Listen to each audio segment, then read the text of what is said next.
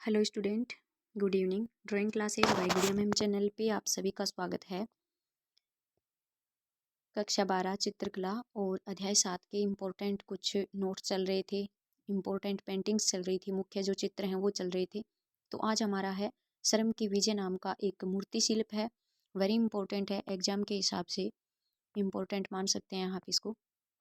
शर्म की विजय, तो इसमें देखिए इनमें सबसे ज़्यादा इम्पोर्टेंट फैक्ट वो होते हैं कि यह मूर्ति शिल्प किसने बनाया, कैसे, किससे बनाया और यानी किस धातु से बना हुआ है और कब बना हुआ है।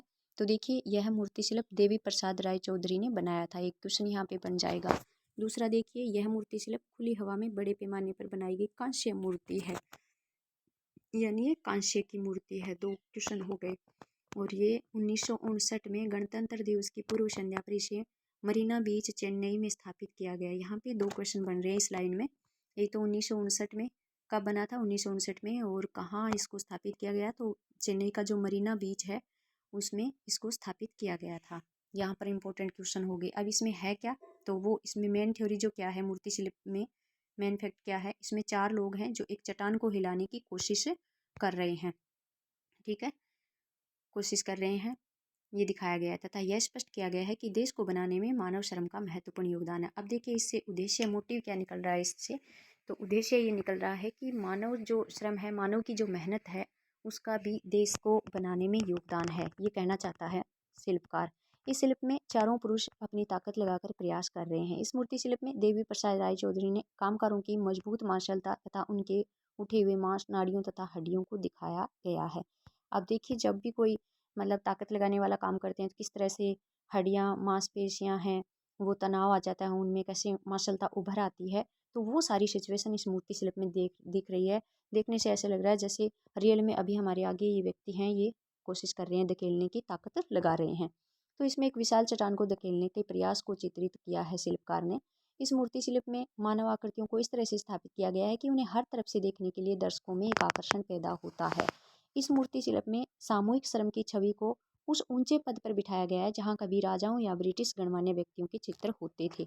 यानी वो समय ऐसा था जिस समय क्या हो रहा था, ब्रिटिश गणमान्य व्यक्ति जो, क्योंकि ब्रिटिश लोगों का हमारे देश में आना जाना हो गया था, ईस्ट इंडिया कंपनी की उसमें स्थापना हो चुकी थी, तो गणमान्य व्यक्तियों की और बड़े बड़े जो राजा महाराजा थे उनकी मूर्तियां बनाई जाती थी, इस तरह से स्थापित की जाती थी। लेकिन यहाँ पे देवी प्रसाद राय चौधरी ने सामूहिक श्रम की छवि को बड़े ऊंचे पद पर बिठाया है। तो ये एक बहुत बड़ी बात है इस चित्र की।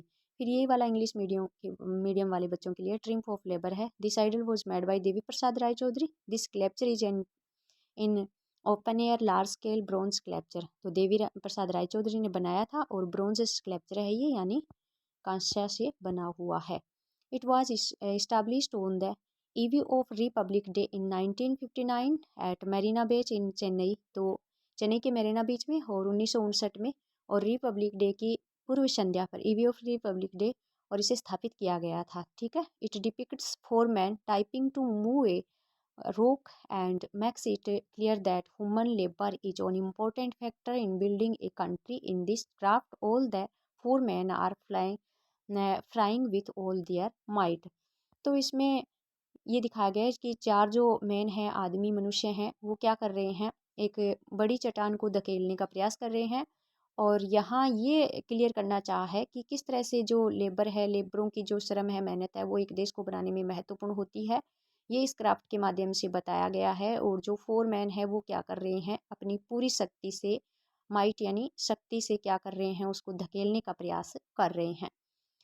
In this sculpture, Devi Prasad Rai Chaudhary has shown the strong musculars of the workers and their raised muscles, pulses and bones। वही मांसलता उबार कर दिखाई है, और मांस है वो उभरा हुआ सा है, मसल्स दिखाए हैं, नाड़ियाँ उभरी हुई है, हड्डियाँ, मतलब जिस तरह से ताकत लगाते हैं तो क्या कंडीशन होती है, उस हिसाब से सारी चीज़ें इस मूर्ति शिल्प में दिखाई गई है। He has depicted an attempt to push a hug huge rock. और इसमें एक भारी चट्टान को धकेलने के प्रयास को चित्रित किया गया है। The human figures are placed in such a way that in attraction in create the audience to see them for all sides. और इसमें जो ह्यूमन फिगर्स बनाई गई हैं मूर्ति शिल्प में, उनको चारों ओर से, कहीं से भी, किसी तरह से भी अगर ऑडियंस अगर देखती है तो एक अट्रैक्शन सा पैदा होता है, आकर्षण पैदा होता है, इतनी अच्छे से इसको बनाया गया है। The sculpture places the image of collective labor on a pedestal that once held portraits of kings और British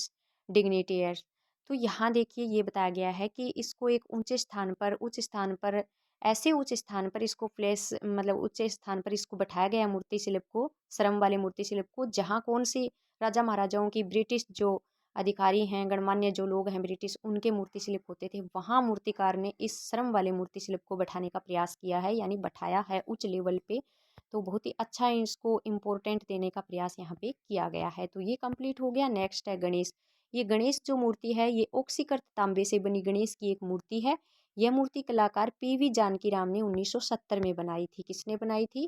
पीवी जानकी राम ने 1970 में बनाई थी। यहाँ पे दो क्वेश्चन, किसने बनाई, कब बनाई, और ऑक्सीकृत तांबे की है, ऑक्साइड कॉपर की बनी हुई है। पीवी जानकी राम ने इसे बनाने में तांबे की चादरों का इस्तेमाल किया है, जो कि मुक्त खड़े रूप में है। ठीक है, मुक्त खड़े रूप में यानी बिना किसी सहारे के, और तांबे की बड़ी बड़ी चादरों से एक विशाल मूर्ति का निर्माण कर दिया है। दक्षिण भारत की प्राचीन मंदिर मूर्तिकला से प्रभावित होकर गढ़ी गई है ये गणेश की प्रतिमा, और गुफा और मंदिर का एक महत्वपूर्ण स्वदेशी चरित्र प्रस्तुत कर रही है। जैसे परंपरा है हमारे देश में, इसी तरह की परंपरा इसमें इस्तेमाल की गई है।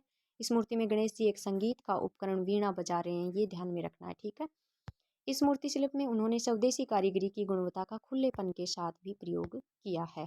हमारी जो स्वदेशी टेक्निक है उसका खुलेपन के साथ प्रयोग किया है पीवी जानकी राम ने।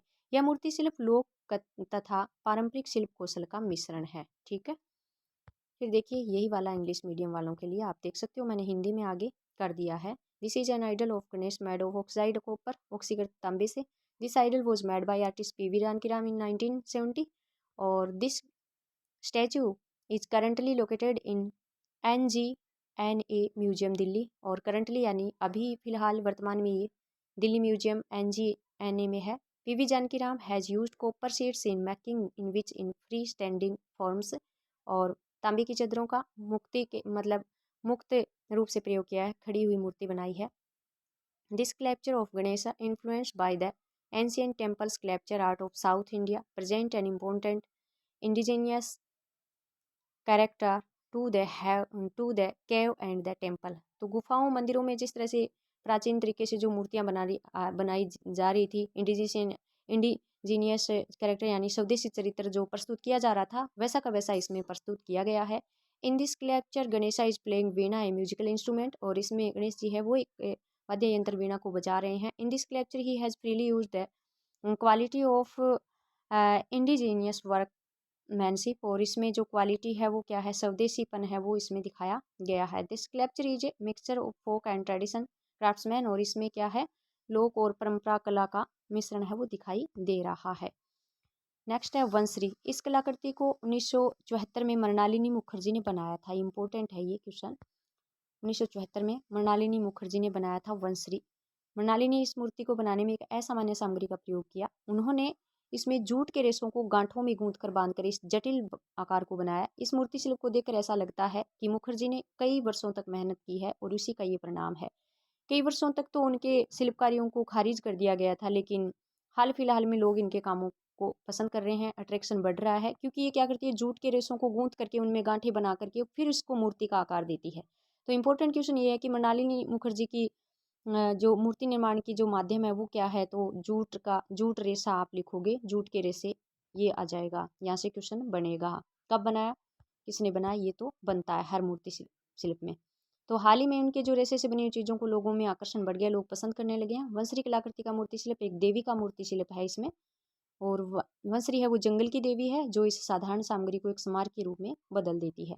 अगर हम आकृति के शरीर को ध्यान से देखें तो हम देख सकते हैं कि उसमें एक आंतरिक अभिव्यक्ति है, यानी ये जूट के रेशे से बनी हुई है, गांठें लगा करके गूंथ के, फिर भी आंतरिक अभिव्यक्ति का मतलब जो फीलिंग, जो हाव भाव है, जो अंदर क्या चल रहा है वो चेहरे पे दिखाई दे रहा है, और उभरे हुए होठ वाला चेहरा, और सबसे ऊपर प्राकृतिक देवताओं की एक शक्तिशाली उपस्थिति है। यानी जंगल की देवी के जिस तरह के हाव भाव फीलिंग्स उसकी होती हैं, इमोशंस, वो सारे चेहरे पे दिखाई दे रहे हैं। तो कह सकते हैं कि एक जूट के रेशे से भी बहुत ही सुंदर अभिव्यक्ति मृणालिनी मुखर्जी ने इस मूर्ति शिल्प के माध्यम से प्रस्तुत की है। फिर इसका ये इंग्लिश मीडियम वालों के लिए आ जाएगा बच्चों, आप देख लेना। ठीक है, मैंने एक्सप्लेनेशन कर दिया, वही है। This art work was created by Mrinalini Mukherjee in 1994। Mrinali has used an unused material in making this idol. असामान्य सामग्री का प्रयोग किया है मृणालिनी जी ने।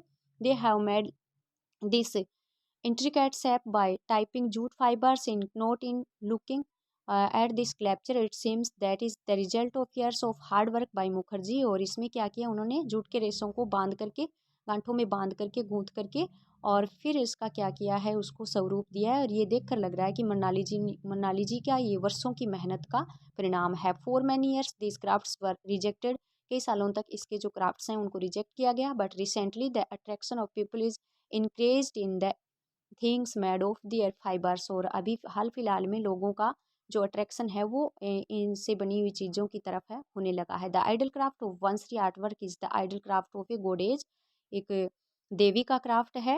Vanshree is the goddess of the forest, जंगल की देवी हैं वंसरी।